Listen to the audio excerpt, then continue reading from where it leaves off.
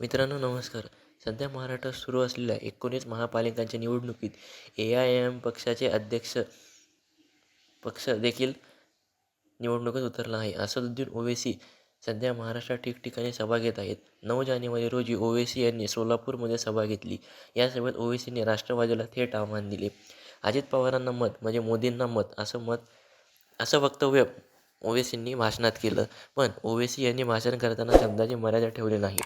अजित पवार को बोल मेरे सामने आके बैठ 3 मिनिट में गुंगा करके वापस भेज दूंगा अशा शब्दात ओवैसींनी राष्ट्रवादी काँग्रेसला इशारा दिला. मोदी, शिंदे, अजित पवार यांनी तुमच्या डोळ्यात धूळफेक केली. 15 तारखेला पतंगालाच मतदान करा असं आवाहन ओवैसींनी संभाजीनगरकरांना केलं. दर्गा, मस्जिद यांना मोडणारे कायदे का केले असा सवाल राज्य सरकारला केला. तुझ्यासारख्या 56 अजित पवारांना खिशात घेऊन फिरतो असंही ओवैसी बोलायला डगमगले नाहीत. जे शरद पवारांचे झाले नाही ते नांदेडचे काय होणार? घडी का वक्त खतम अब पतंग का वक्त रहेगा अशा शब्दातही ओवैसीने अजित पवारांवर निशाणा साधला.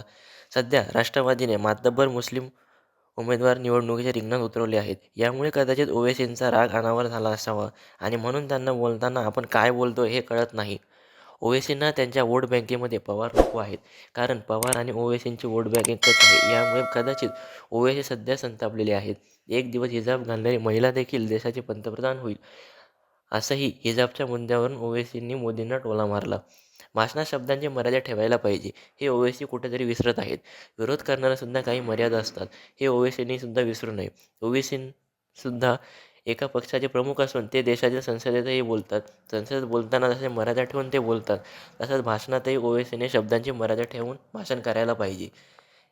ओवैसींनी महाराष्ट्रात केलेल्या भाषणांबद्दल आपल्याला काय वाटतं हे आम्हाला कमेंटमध्ये सांगा आणि चॅनलला सबस्क्राईब करायला तेवढं विसरू नका.